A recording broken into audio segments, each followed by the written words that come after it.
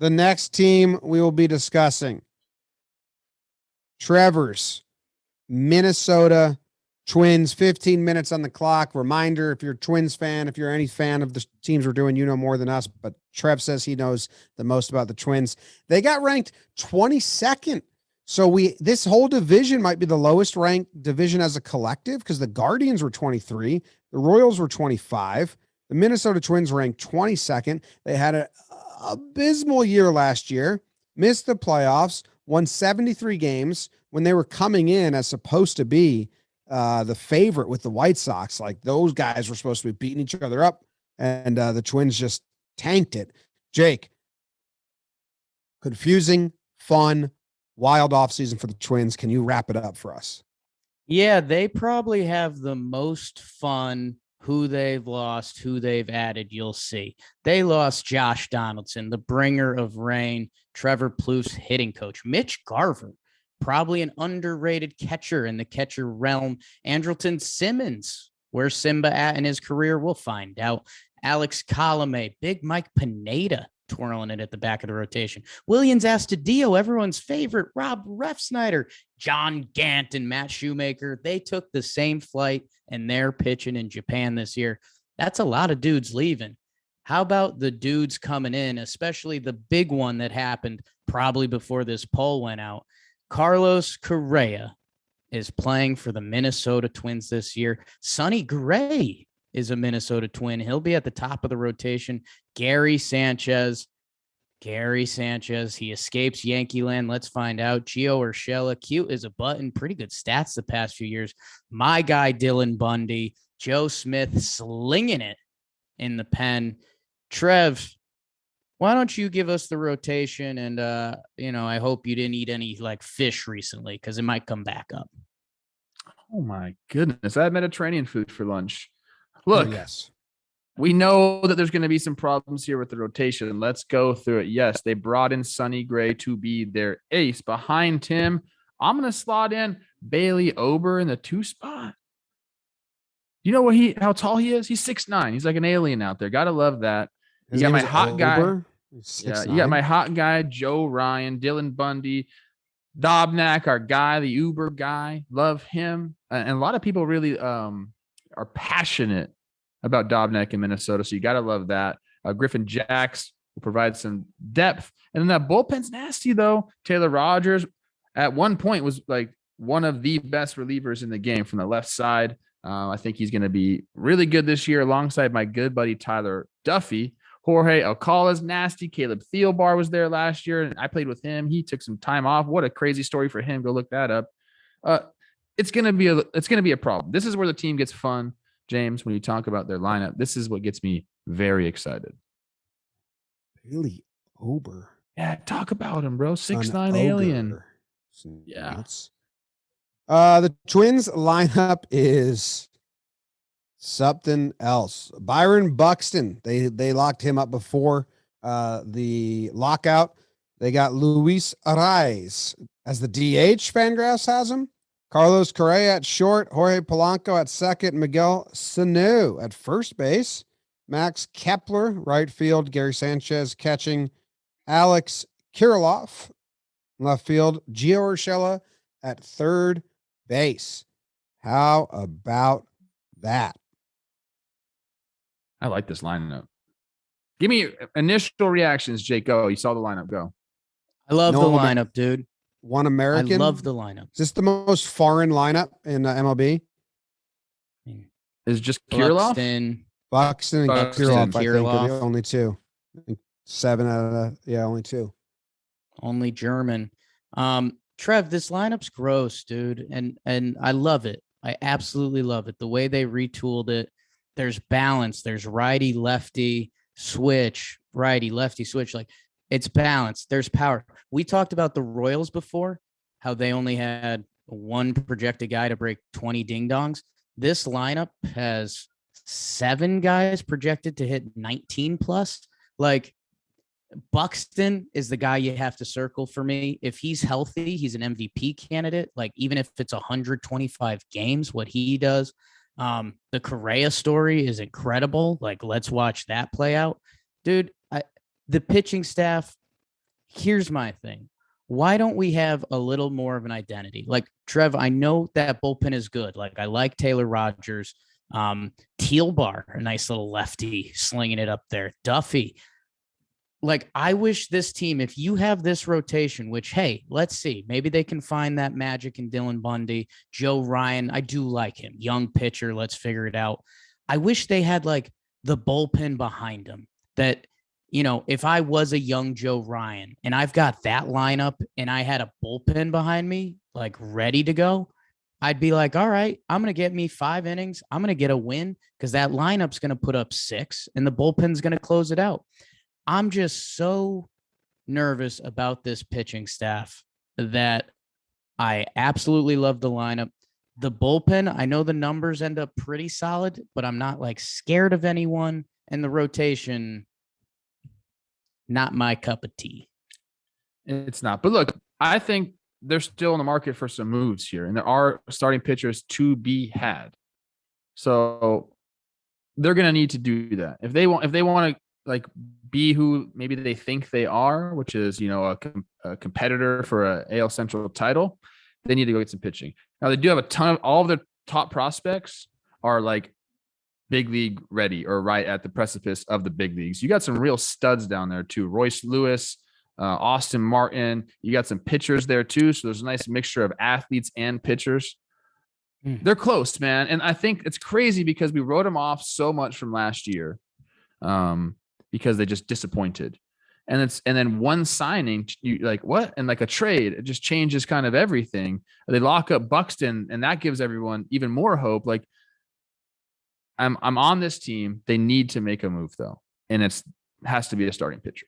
If they get that, I'm confident to say that I would pick them to make some noise and have a chance to win in the AL Central, but they'd have to have a starter.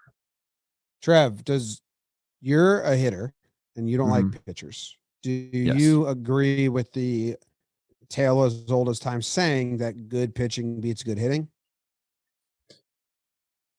Initially, yes.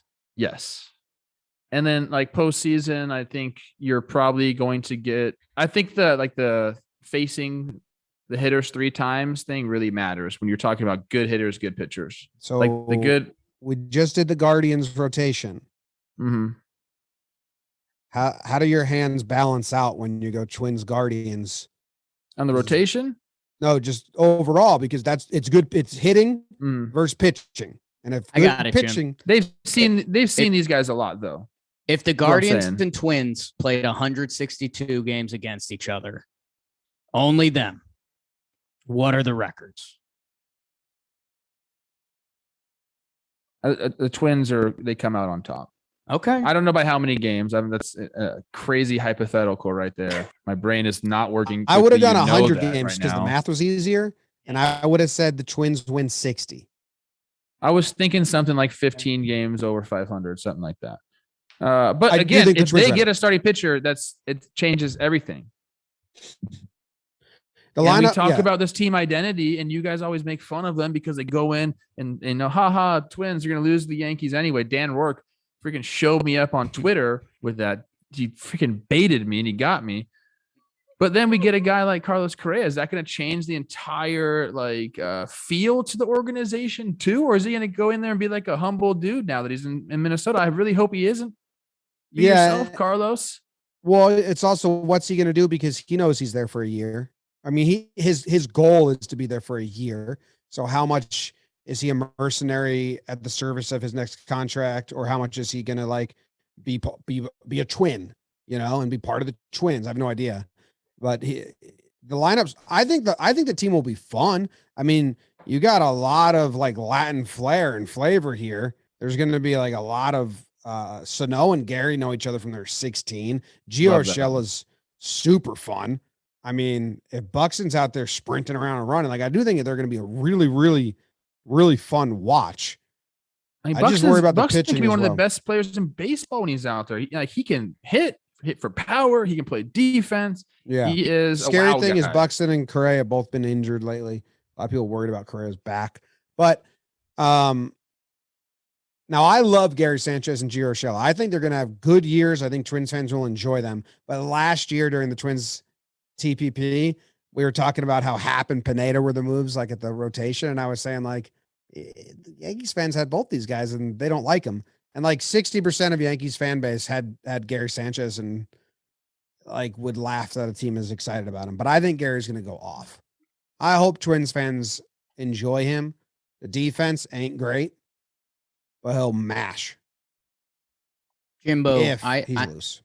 I need you. Sorry to give you work. I'm going to need a schedule guy, and I'll tell you why. Okay. This team, Jim, I know you are already teased it on the Yes Network a little bit.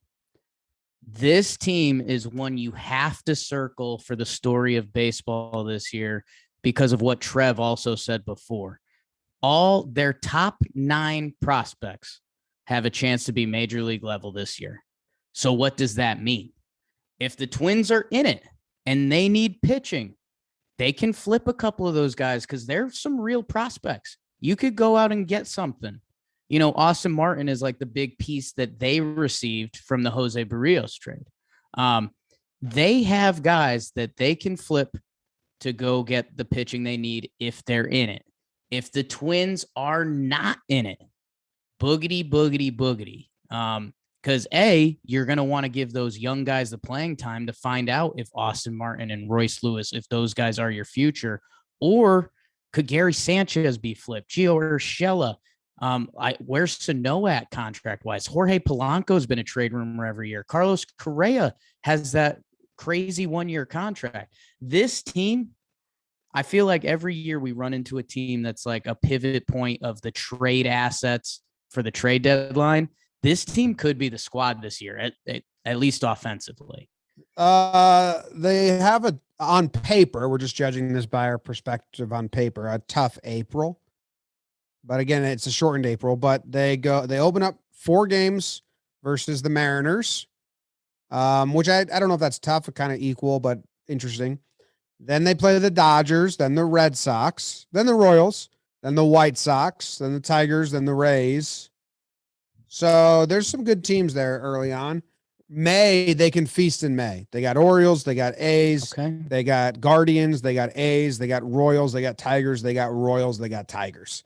And that's in Division 2. So May's the month you circle as a Twin fan, and you say, we need to have a fucking great May so that front office doesn't get any ideas the other way. You guys want to know what they were offensively last year? OPS plus, 9th in all of baseball. Pitching, not so hot. It's been that way for too long in Minnesota. Go make a move. Falvey and Levine, I gave you a Drake meme on my Twitter. Go finesse some more people. Go get some starters. Twins territory can be freaking rocking come July if you bring some people in. We deserve that. We're going to come through, and it better be rocking. I don't want no stale team when I show up. Mm-hmm. They're always rocking there. They play music in between pitches. It's a great ballpark. My goodness. It is one of the ones, like one of the newer ones that looks the most appealing to me. Like I've had it. I've had it on my list of like ballparks I want to see for a while. Let's go. This summer we're there. Let's do it. Need some pitching. They need some pitching. Do they have any pitchers coming up? I mean, but here's the thing, Trev, and I guess like some people, I'm cynical about young pitching. Like I don't think you can go into a year where you want to win the division with like a guy who's in his second every year, or his first every year. I could be wrong there. It definitely happens, but the Yankees and the Twins are similar, where it's like they don't develop starters, yet they continue to rely on pitchers from their farm system. And it never really gets you to the next step. It only gets you like to a certain point. I'm looking at their guys. They have a few. I can't say this guy's name. I should know this. I said I know more about the Twins than anybody. Jordan Balazovic. I believe I just crushed that. Nice. Good for me. He's like their guy that's closest, but Joe Ryan, they need him to step up, be a guy along with Sonny Gray, and then go and add somebody. That's it. They're not relying on anybody to come up and fill that spot. I don't believe. Tell me if I'm wrong. I haven't heard anything about that. So, that's it, man. It's been a simple formula for a long time, though. Do we all think Sonny Gray is Sonny Gray? Like, is that a dumb question? No, I don't know how he. Oh, that's our time. We're running long. It's a Trev's team. I don't know. No. I mean, I like Sonny Gray, but he's never been a one. I guess for the A's way back in the way he was, but like he had other people around him in Cincy. He likes to blend in. And I think he had a really bad second half last year after a great first half. So I don't think it's a lock. Is that your question? Are you saying, should we just lock Sonny in for like, I guess I don't know what to pencil Sonny Gray in for. Like last year, like a 3.5. Yeah. I mean, which is really good.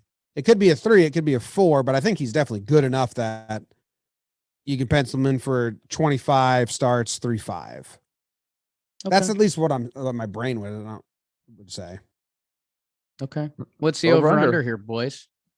Over under on the Minnesota Twins, the DraftKings over under is 81.5. I'll take the over. You got to be a 500 ball club or better than a 500 ball club. I like that. If they do these moves and they're not that, but how are they going to get innings?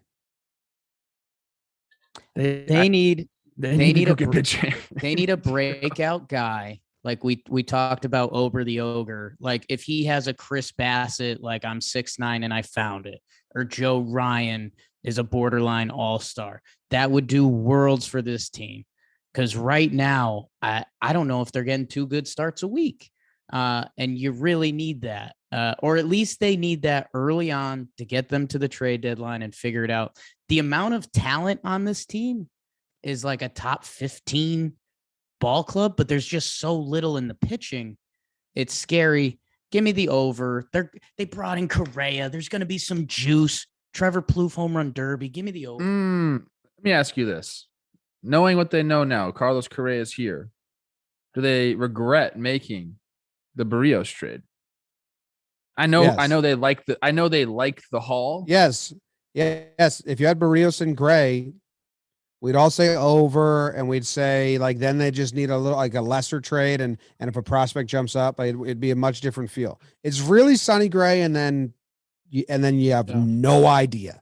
Like the ceiling and the floor, mostly the ceiling for Bailey Ober, Dylan Bundy, Joe Ryan in this season, not in their careers. I'm not trying, but like in this season, the ceiling is like they get bounced to the pen. Like this, I mean, the floor is like real low, man. The ceiling is that they're good. Solid. But what's that? Solid. Yeah. Trev, who's the GM in Minnesota? It's Falvey and Levine. I don't know who does what.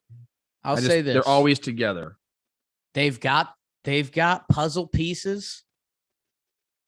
Go win GM of the year. Because there's a lot of pieces, but it's like two different puzzles. It's the top half of the same puzzle twice. Go get the bottom half of the puzzle. What's so funny is, they ran Terry Ryan out of town to bring in these guys, and they're the new age analytically driven guys, where Terry Ryan was not that. Admittedly, he was a scout. This whole roster is still his roster. Like they came in. Let me tell you this. These guys came into a golden opportunity and really have done nothing with it. If we're being honest here, we got 0 playoff wins. Did we get to the playoffs? Sure.